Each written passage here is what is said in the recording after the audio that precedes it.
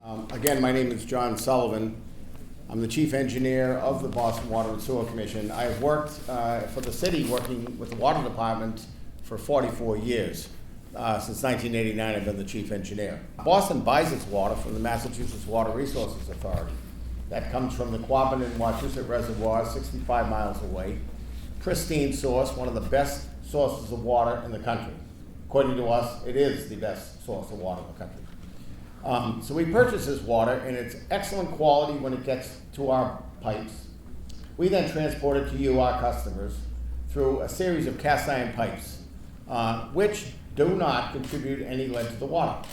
If you go to test any of the water in our pipes, there may be small amounts, like 0.1 part per billion, but totally insignificant. And most times it's non-detected in the water we supply. Where the water, lead does get in the water is through pipes in private properties. Boston Water and Sewer has replaced all the known lead services that we're responsible for in the city streets. Now those are the pipes that go from the, in the black tire of the street, the sidewalk. That's our territory. That's where we own the pipe. In the front lawns, that's where you own the pipes. So that's very important to know. We stopped using lead pipes in 1934. That's when we stopped putting them in. So any pipes that were in the houses are in homes built prior to 1934. We all talk about lead pipes. What's so very important to know is that brass piping, brass fixtures have lead in them. That's where much of the lead you hear about in schools or in some homes where they've got newer copper is coming from. They used to add lead to the brass to make it more machinable. It makes it easier to work with. So that's why they did it. It's in order to make the pipe. Since 1986, lead has been banned. In 1991, we were required to start testing and doing corrosion control. You'll hear the 15 parts per billion, that magic number.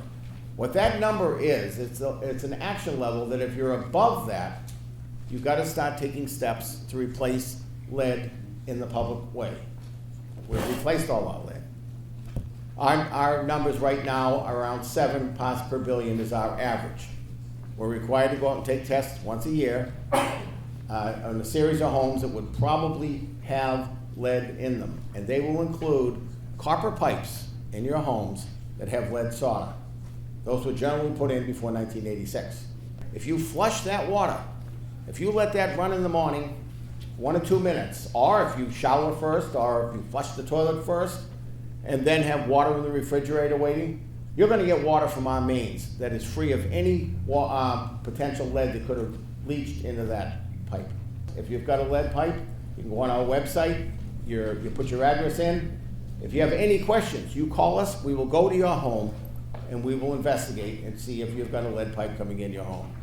I work nationally, across the nation, with water utilities working on the lead problem.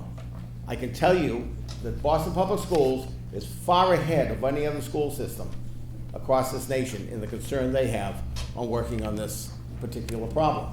So we're looking at a whole host of things to make sure that we can get the amount of any lead that gets in there will not get to a bubbler, will not get to any children. So that's something is our goal, and the mayor has made it, in no uncertain terms to us, to work with the schools to achieve that.